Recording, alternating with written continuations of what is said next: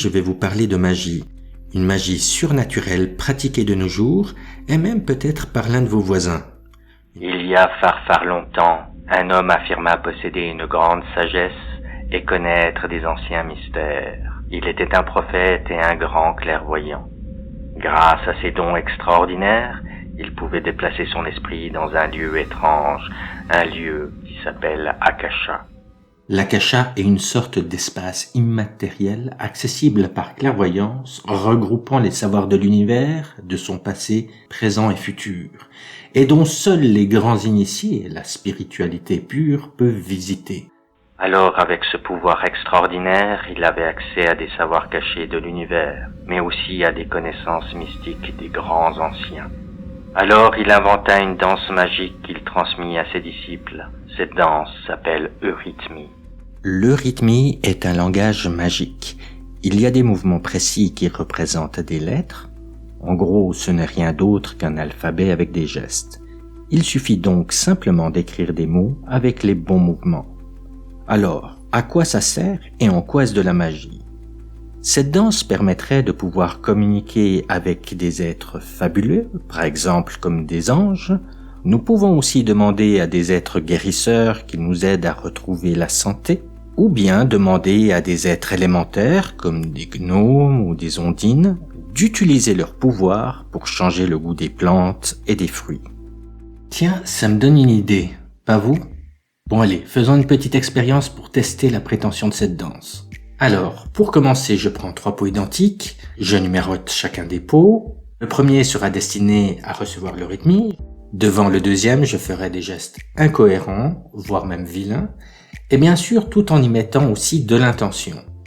Le troisième pot sera, quant à lui, celui avec lequel je n'interagirai pas, on laissera simplement la plante pousser tranquillement par elle-même.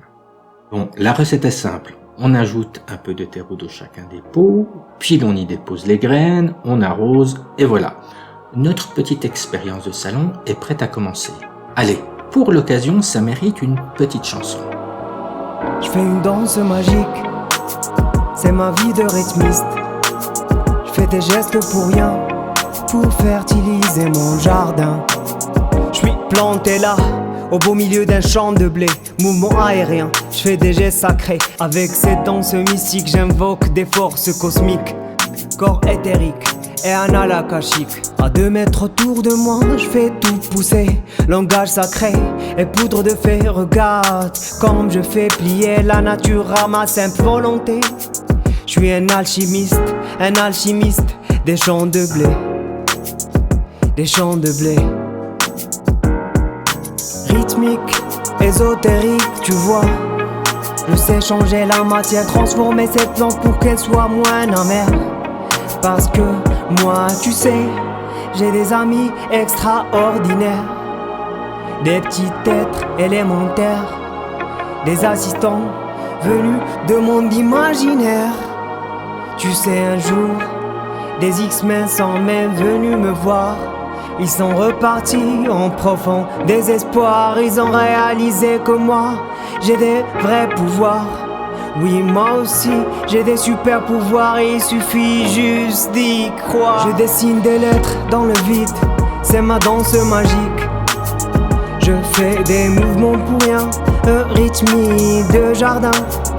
Moi, je ne fais pas des lettres dans les airs. Je vais même essayer de faire tout le contraire. Des trucs vraiment pas spirituels pour te déplaire.